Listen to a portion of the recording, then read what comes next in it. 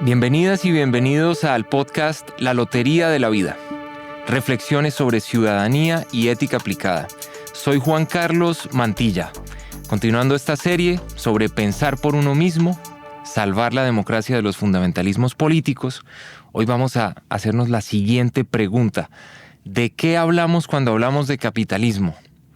Es una pregunta importante, porque capitalismo es una palabra que está en nuestra cultura y que además se da por entendida. Es decir, cuando la decimos, en general creemos que la otra persona que nos está escuchando sabe de qué estamos hablando y que todos estamos hablando de lo mismo. Y con esos grandes conceptos hay que tener mucho cuidado. Vale la pena definirlos y eso es lo que vamos a hacer. El capitalismo es una ideología y también es un sistema económico. Entonces, detengámonos en esos dos. ¿Por qué es una ideología? Es una ideología porque hace parte de un movimiento social, cultural, filosófico que se llama la Ilustración. Y es un movimiento que surge en el siglo XVIII, sobre todo en Europa occidental, en Francia, en Gran Bretaña, en Alemania, y que tiene expresión también en las colonias del mundo, por ejemplo, americano, en la Nueva Granada, en todas partes realmente, pero emanando de Europa occidental. Y es una ideología que busca cambiar la situación social, cultural y económica. En la cultura busca dar mucha mayor libertad a los individuos, libertad de pensamiento, libertad de expresión. En lo político, pues busca también generar más libertad en el sentido de cómo se organiza la sociedad. Entonces, el movimiento de la Ilustración es el que, digamos, realmente se pone en contra de las monarquías y busca generar un nuevo sistema político. Primero la república, después, digamos, más bien la democracia en las revoluciones liberales. Y esto también tiene una expresión en lo económico.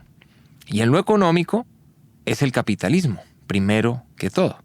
Entonces, el capitalismo es una forma de expresar esos ideales de la Ilustración, esos ideales de libertad, pero en el ámbito económico.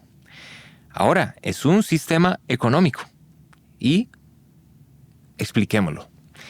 Adam Smith es el pensador que recordamos como el padre del capitalismo, el primer economista, y resulta muy interesante ver que Adam Smith era un filósofo moral. Él nació en 1723 en Kirkcaldy, es en Escocia, y todo pues su universo cultural era Gran Bretaña. Él incluso fue rector de la Universidad de Edimburgo después de escribir sus dos grandes libros y era una persona muy, muy reconocida en esa sociedad británica. En esa época, pues Adam Smith era considerado filósofo moral. Filósofo moral, es decir, la profesión de economista no existía aún. La economía como disciplina surge a finales del siglo XIX, o sea, 1800 y pico. Y aquí estamos hablando del 1700. Era un filósofo moral. Así como también, 100 años después, Carlos Marx, también filósofo. Y podríamos decir que en parte filósofo moral. Entonces Adam Smith tenía unas preguntas muy grandes en su mente que lo llevaron a pensar en la economía.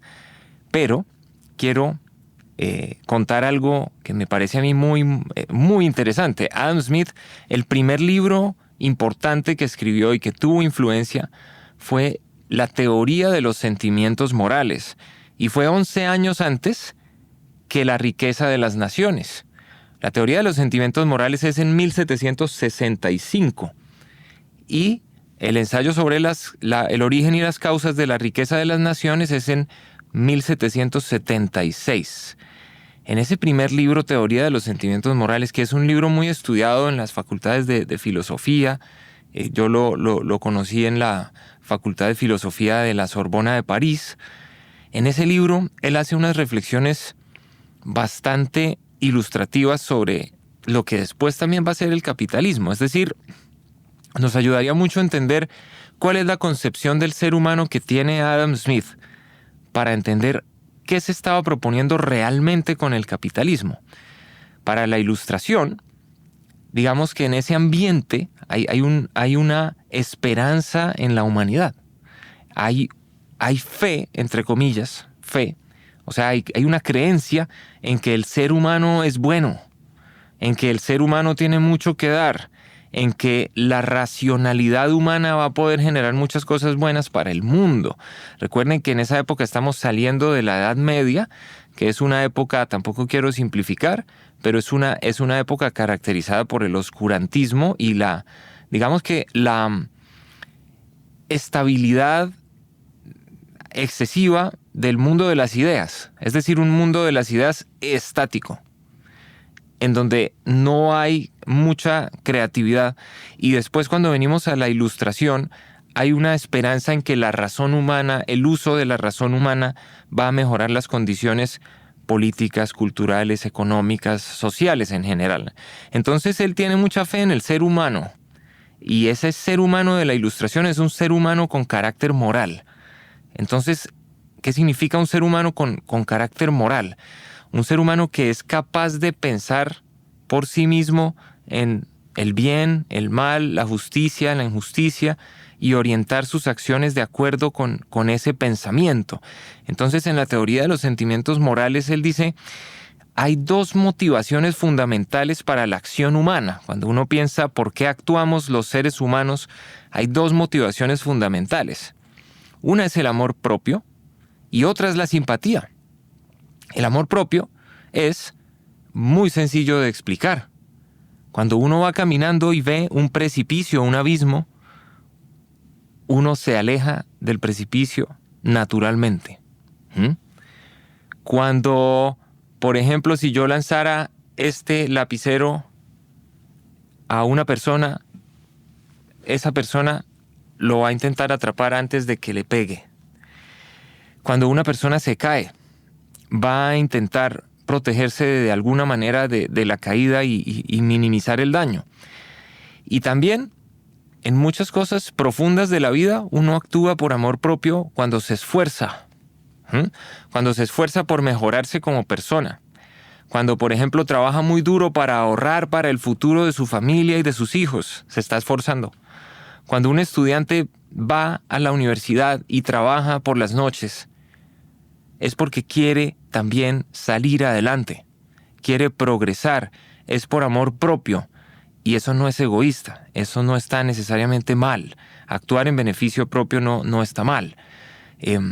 Lo que podría llegar a estar mal moralmente es actuar única y exclusivamente en beneficio propio y sin ninguna consideración por los demás, por sus intereses y por el bien común. Pero eso ya es una aberración psicológica. El tener el amor propio como motivación no tiene nada de malo. ¿Pero por qué? Porque hay otra cara. Los seres humanos también actuamos por simpatía. Y la simpatía es un concepto muy interesante. Viene del griego pathos, que significa pasión, literalmente, y a lo que los griegos se referían cuando hablaban de pasiones o a emociones y sentimientos, o también a enfermedad. De ahí la palabra patología. Y en el ideal griego, pues también la razón debe dominar a las emociones y a las pasiones. Y por eso cuando la razón no las está dominando, entonces hay una patología, una enfermedad. Esos son los orígenes del término. Simpatía significa poder sentir por los demás, poder sentir lo que sienten los demás, sus dolores, sus alegrías, sus entusiasmos. Y hoy en día, por ejemplo, se utiliza mucho en psicología empatía. Y tiene el mismo origen, simpatía, empatía. También en el mundo de las religiones se utiliza la compasión, en el budismo. Es una filosofía que se basa en la compasión por todos los seres vivos del universo. Y compasión, pues es otra manera de decirlo. Compasión, simpatía, empatía. Entonces, digamos, hay discusiones muy, muy interesantes que no son el tema de hoy, solo la cito. Neil Goddings habla de una diferencia entre empatía y simpatía, diciendo que la simpatía es mucho más completa que la empatía, porque la empatía es ponerse en el lugar del otro, pero uno continúa siendo uno mismo. Es decir, ¿qué sentiría yo si estuviera en su lugar, pero yo sigo siendo yo mismo? Con mis preferencias, con mis deseos, con mis miedos. Y en cambio la simpatía es ponerse en el lugar del otro y adoptar sus sentimientos, saliéndose un poco de lo que uno es. Es algo muy abstracto lo que estoy diciendo, es una discusión muy abstracta, pero el punto es que la simpatía es un sentimiento moral. Y para Adam Smith, todos los seres humanos tenemos esa capacidad moral, así como tenemos la capacidad del amor propio. Y las dos pesan igual, las dos son igual de importantes. Esa es la concepción que él tiene. Y por eso quiero decir algo. Ahora vamos a empezar a explicar qué es el capitalismo como sistema económico. Pero desde ya quiero avisar, a veces se simplifica y la economía actual, la economía con el desarrollo a través de los siglos, a veces da por sentado que los seres humanos solo actuamos por amor propio, solo para maximizar nuestro bienestar o nuestro beneficio, y esa es la única motivación para actuar, y ese es el ser humano racional, el agente racional de la economía. Y esa es una simplificación, porque Adam Smith con toda claridad decía que esa es una parte, pero también hay otra parte. Por eso es que Adam Smith, pues yo creo que en su mente no estaba que fuera aceptable unos desequilibrios excesivos que luego ha generado el capitalismo con el tiempo, unos desequilibrios sociales, y pues que Adam Smith creía con esa fe que tenía en el ser humano que los seres humanos espontáneamente íbamos a evitar que se dieran esos desequilibrios tan grandes, como que una parte muy importante de la población esté en la pobreza, o como que haya una desigualdad que en algunos casos podemos considerar extrema. Pero eso es adelantarnos un poco demasiado. Solamente quería dejarlo enunciado. Como sistema político, ¿qué es el capitalismo? Un poquito de contexto es útil. En esa época de Adam Smith, siglo XVIII, el Imperio Británico era el imperio más importante del mundo. O sea, tenían colonias por todas partes del mundo. Era más importante que el Imperio Español. Era más importante que el Imperio Francés, que el Imperio Belga, que el Imperio Portugués. Estos otros también eran importantes, pero el británico era muy, muy, muy poderoso, tal vez el más poderoso. Sin embargo, en plena metrópoli, que es como se le dice a la principal, digamos, potencia colonial, se les dice metrópolis. En la metrópoli, digamos, lo contrario de metrópoli es las colonias. En la metrópoli de Gran Bretaña las condiciones de vida eran pésimas. La esperanza de vida parece que estaba entre 40 y 50 años. Imagínense, el promedio de edad que la gente vivía era muy, muy bajo porque las condiciones de vida eran muy malas. Mucha gente estaba desnutrida. Sí, o sea, a pesar de ser el imperio más poderoso del mundo, no les alcanzaba la comida y la producción de comida.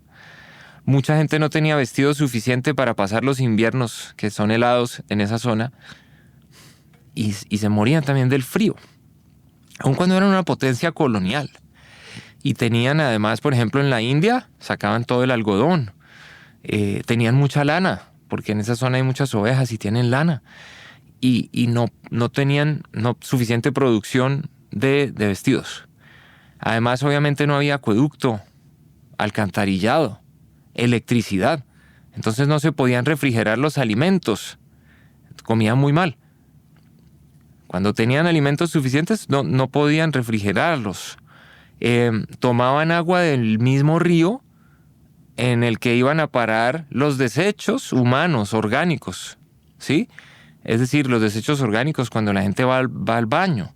Todo terminaba en los ríos. En el río Támesis, en Londres, en el río Sena, en París, y de esa misma agua era que ellos tomaban. Imagínense la calidad de vida, las bacterias, las enfermedades.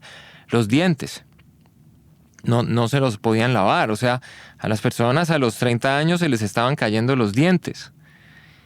y sin dientes pues ya no podían comer y se llenaban de infecciones y las infecciones de los dientes se pasaban al resto del cuerpo.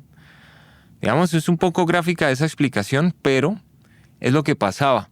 Había una calidad de vida no solo mala, sino pésima. Según estándares actuales, más del 90% de la población estaría en esa época en pobreza multidimensional. La pobreza multidimensional es el índice que utiliza Naciones Unidas para medir la pobreza y mide las condiciones de vida, la calidad de vida.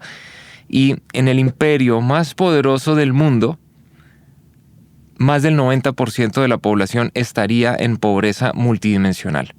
Ante esa realidad, Adam Smith empezó a preocuparse por la economía. Como filósofo moral, empezó a preocuparse por la economía porque veía que la economía no estaba generando las condiciones para que la gente viviera bien. Y parte del proyecto de la Ilustración definitivamente tenía que implicar una mejora económica. Entonces él empezó a estudiar la economía, fue por eso. Y en ese camino entendió muy bien cómo funcionaba la economía de la época. Y a esa economía de la época la llamó el mercantilismo o el sistema mercantil. Y es en contraposición al mercantilismo o sistema mercantil que él propone el capitalismo. ¿Y cómo funcionaba el mercantilismo? Básicamente era una economía extractiva o extractivista, así la llaman los premios Nobel de Economía James Robinson y Daron Acemoglu. Es una economía, digamos, que extrae la riqueza de los territorios, de las personas, de la naturaleza, pero que no produce mucha riqueza. Es un poco una economía del saqueo y se caracteriza porque está totalmente dominada y planificada por el Estado. Entonces es una economía que funciona con monopolios. Y quiero darles un ejemplo muy gráfico para que se entienda lo de los monopolios. El monopolio es cuando un actor domina un sector de la economía. Es lo contrario de lo que luego va a ser la libre competencia o el libre mercado. En la economía mercantil, el monopolio siempre lo tiene el Estado. Si ustedes van a Sevilla, se entra a Sevilla por el río Guadalquivir. Y en el río Guadalquivir, en dos extremos en la entrada, hay dos torres que parecen las torres del ajedrez. Esas dos torres están unidas entre sí por una gran cadena metálica, muy, muy fuerte. Y esa cadena tenía un propósito.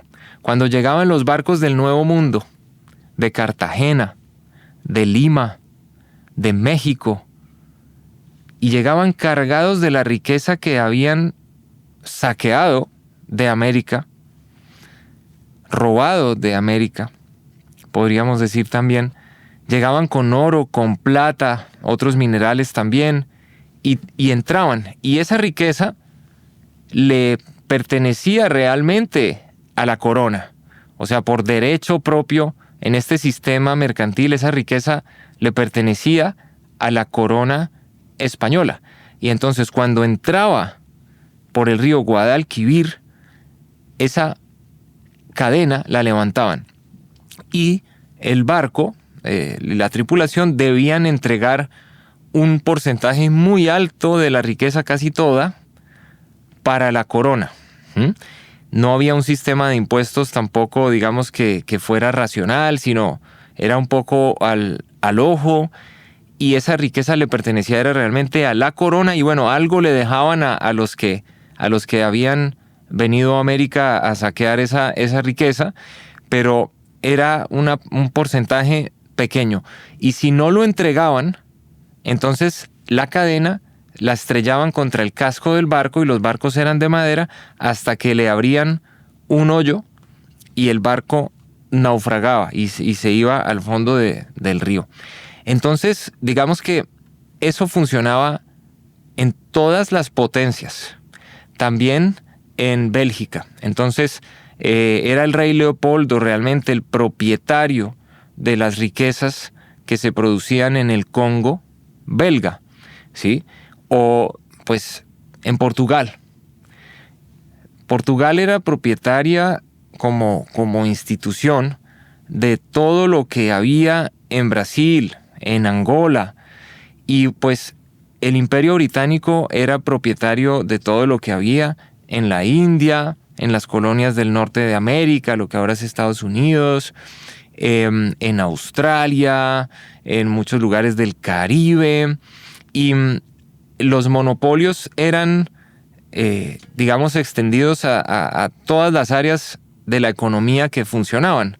Entonces el monopolio textil, del algodón, había monopolio en la alimentación, había monopolio de los minerales, todo era un monopolio. Entonces, por ejemplo, si se fundaban compañías que se llamaban a veces así, la Compañía Británica de tal región, la compañía, o sea, se llamaban compañías, pero realmente eran del Estado.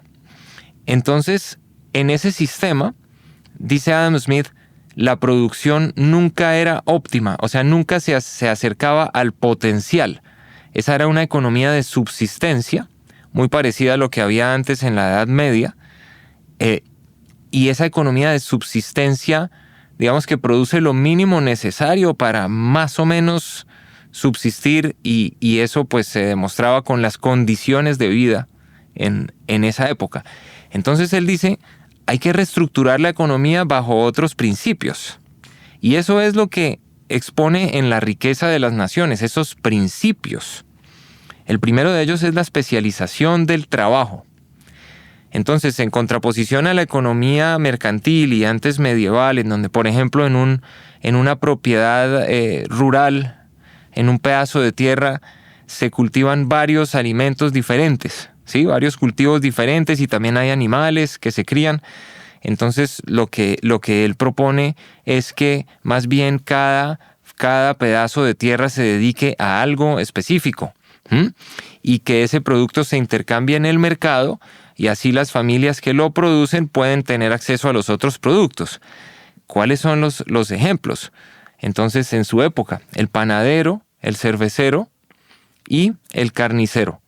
No es necesario que cada persona produzca pan, cerveza y carne. Y ya saben qué era lo que comían en la época. No, alguien se puede especializar en hacer muy buena cerveza y la lleva al mercado, ahí se la compran, y con ese dinero esa persona puede comprar carne y puede comprar pan. Lo mismo pasa con el panadero, se puede especializar en hacer pan. Y lo mismo con el carnicero. Y hay un ejemplo muy interesante que es desarrollado en el libro, y es un ejemplo famoso, se estudia en las facultades de economía, el ejemplo de la fábrica de alfileres. En la fábrica de alfileres hay 10 trabajadores y producen 4.800 alfileres al día. Entonces uno, si hace una operación matemática, puede pensar que cada trabajador produce 480 alfileres. Pero resulta que si se pone a los trabajadores, a cada uno por separado, a producir alfileres, no solamente no producen 480, sino que no son capaces de producir ni uno en el día. ¿Por qué? Porque para producir un alfiler hay varios procesos. Para simplificar en el ejemplo, digamos que hay 10 procesos. Y cada uno de los trabajadores se especializa en un proceso. Uno funde el metal, el otro le da la forma, el otro le saca la punta al alfiler, el otro le pone el esmalte. Y así hay una cadena de producción, y cada trabajador pues se especializa en una de esas funciones.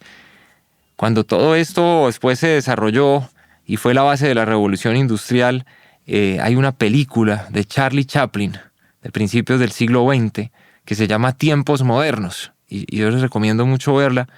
En Tiempos Modernos, Charlie Chaplin, además de ser una película crítica, socialmente crítica, porque es un trabajador que se quiere casar y tiene su novia, y a pesar de que trabaja todo el día en medio de la revolución industrial, nunca le alcanza el dinero. Y él en la fábrica aprieta tornillos con este movimiento, aprieta tornillos. Entonces el personaje de Charlie Chaplin, que es cine mudo, él siempre está haciendo así. Y en cualquier situación, así no esté trabajando en la fábrica, siempre está así, apretando tornillos.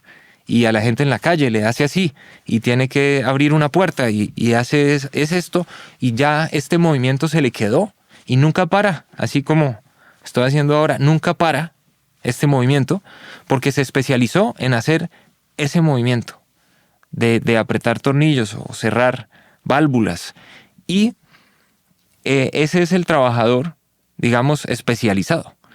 Y porque el trabajo se especializa, entonces se tiene que dividir. Y dice Adam Smith que esa es la manera más eficiente de producir. Y eso es lo que va a permitir aumentar la producción. La producción de alimentos, la producción textil, la producción de todos los objetos necesarios para la vida. Y la historia después demostró que era cierto. Eso trae otros problemas, ¿no? Pero es cierto que se aumenta la producción. El segundo principio es el libre mercado, es decir, que no haya monopolios. Eso era muy claro para Adam Smith. Para Adam Smith, el monopolio y el oligopolio, que es parecido al monopolio, solo que en el oligopolio son pocos actores los que dominan la economía. En el oligopolio es un solo actor. El monopolio y el oligopolio son perversos para el crecimiento económico, porque cuando hay muchos más actores en competencia, se estimula, se incentiva que se hagan las cosas mejor, que los precios también, digamos, bajen, sean más accesibles los productos para las personas, que también se estimula y se incentiva la innovación, porque cuando hay competencia, las personas que participan en esa competencia buscan hacerlo cada vez mejor, para tener un lugar dentro de esa competencia. Cuando hay un monopolio o un oligopolio, no. Entonces simplemente el producto puede ser muy malo. Piensen ustedes cuando había una única aerolínea en Colombia, pues podían hacer lo que quieran porque la única opción que uno tenía para viajar era esa aerolínea. Y no importaba si cancelaban vuelos, si los cobraban carísimos, si trataban mal a la gente. Después, cuando hay muchas aerolíneas, pues entonces cada una de ellas está obligada a intentar hacer las cosas bien porque las personas pueden decidir en algún momento no viajar en esta aerolínea. No, es que aquí me tratan mal y me cancelan todos los vuelos, entonces me voy para la otra aerolínea. Pues esos son ejemplos muy sencillos. Más adelante vamos a dar muchos más en la serie de estos episodios. Pero el monopolio es pernicioso para la economía, según Adam Smith, y aún peor si es el monopolio del Estado, dice. Esto no va a permitir que la economía se desarrolle nunca. Entonces, fíjense que esos dos principios son los principios clave. La especialización del trabajo, que lleva a la división del trabajo, y el libre mercado, o que no haya monopolios. Entonces, ¿cuál es el rol del Estado? Hay una interpretación del capitalismo, digamos que es certera, es así, pero se ha simplificado demasiado. El Estado mínimo. Porque Adam Smith efectivamente decía que la participación del Estado en la economía debería ser mínima y la figura del Estado mínimo se inspira de estos planteamientos de Adam Smith. Pero él se dio a la tarea de definir el Estado mínimo. Hoy se usa como expresión y como con la idea de que el Estado se mantenga al margen de todo, pero él sí tiene un capítulo completo de su libro sobre esto. ¿Cuál es el rol del Estado? Y dice, pues son tres cosas. Una, garantizar la seguridad. Otra, administrar la justicia. Y otra, hacer las obras públicas. Y la seguridad es fácil de entender, porque pues no debería ser trabajo de los privados en un Estado moderno garantizar la seguridad. Es un Estado muy parecido a la guerra, si fuera así, donde cada uno tiene que garantizar por propia mano la seguridad y andar armado. O, por ejemplo, cada región tiene un ejército, ¿no? Ese era uno de los debates importantes cuando fundaron el país de Estados Unidos, que cada una de las colonias no tuviera un ejército propio. Lo mismo cuando la Gran Colombia. Entonces, la seguridad es una cuestión pública y que la debería garantizar el Estado para que lo haga de manera imparcial. Aunque también la historia nos ha demostrado que el Estado no siempre lo ha hecho de manera imparcial y es trágico. Pero para Adam Smith, la seguridad la tenía que garantizar el Estado y eso cuesta mucho. Entonces, ¿eso cómo se hace? A través de los impuestos. Segundo punto, la administración de justicia. También el Estado es el que debe administrar la justicia. Las cortes, los jueces, el decidir cuando hay litigios, cuando se tiene que decidir sobre si esto está bien o esto está mal, obviamente de acuerdo con las leyes, pero esto no puede estar en manos privadas. No tiene además afán de lucro el administrar la justicia. Y finalmente, y este es el punto tal vez más interesante del tercero, las obras públicas. Esto es mejor que lo entendamos con ejemplos. ¿Qué es una obra pública? Son obras que son descomunalmente grandes y tienen beneficios importantísimos para el desarrollo económico y social, pero que para un privado, de manera racional, no tiene ningún sentido hacer, porque no tiene la capacidad de hacerlo, son obras demasiado grandes, y porque la recuperación del dinero invertido puede tomar demasiado tiempo, incluso siglos, si es que alguna vez se recupera. Ejemplos de Adam Smith y de nuestra época. De la época de él, las obras hidráulicas las llamaba él, que son las obras de canalización. Son grandes obras de infraestructura que permitían que Gran Bretaña, siendo una potencia marítima, estuviera conectada con el resto del mundo por un sistema de canales que utilizaba los ríos y canales artificiales y permitía que en las grandes ciudades hubiera puertos y que la potencia marítima, digamos, fuera realmente una potencia marítima interconectada también al interior. Entonces hagan de cuenta que por toda Inglaterra, por toda Gran Bretaña había canales y se podían transportar los barcos que llegaban hasta la India. Y son mega obras que aún hoy en día en el siglo XXI son muy difíciles de hacer. Por ejemplo, en Colombia, en pleno siglo XXI, no hemos podido volver a hacer navegable el río Magdalena. Y en ese momento, ni siquiera antes de la Revolución Industrial, en Gran Bretaña ya tenían unos canales que permitían que todo el país fuera navegable. Y son mega obras. Decía, eso solo lo puede hacer el Estado. Y de eso el Estado tampoco va a ganar. Lo que pasa es que va a hacer que la sociedad sea mucho más competitiva y que la economía crezca. Entonces el impacto económico va a ser muy fuerte, incluso muy difícil de medir. La única manera de medirlo sería antes de las obras y 30 años después de las obras. Pero el desarrollo, el impacto en el desarrollo es evidente y es grandísimo. Entonces por eso lo debe hacer el Estado. A ningún privado le corresponde además esa responsabilidad ética de hacerlos. Ejemplos actuales. El sistema de autopistas de Estados Unidos, que está conectado con autopistas por todos lados, originalmente fue construido con recursos públicos del Estado. El sistema de ferrocarril de Francia también fue construido con recursos públicos del Estado. Francia está conectada por todas partes con trenes y eso fue una obra pública. A nivel de las ciudades, los metros de las ciudades. El metro de París y de Tokio tienen más de 100 años y también hay otros, muchos. Madrid, Roma, y todos esos fueron construidos con recursos públicos de la ciudad, muchas veces con apoyo de la nación, de sus respectivos países, porque son obras que si se dejan en lo privado, es muy difícil que se hagan. Hoy en día, siglo XXI, se están explorando otros mecanismos, alianzas público-privadas, concesiones, y vale la pena pensarlo, pero también, digamos, cuando uno mira la historia, digamos, si quisiéramos restablecer los trenes de Colombia, es imposible que lo haga un privado. O sea, tiene que participar el Estado, así sea con mecanismos mixtos. Lo mismo los puertos, lo mismo la navegabilidad del río Magdalena, o si quisiéramos tener un sistema serio de autopistas. Entonces, pues, las obras públicas. El Estado debía estar presente en las obras públicas. Fíjense que después de entender uno esto, no está tan claro que para Adam Smith el Estado debiera, digamos que, limitarse a ser un observador de la economía. El Estado mínimo tiene una participación, pero está restringida a esos tres elementos: seguridad, administración de justicia y obras públicas. El capitalismo es esto.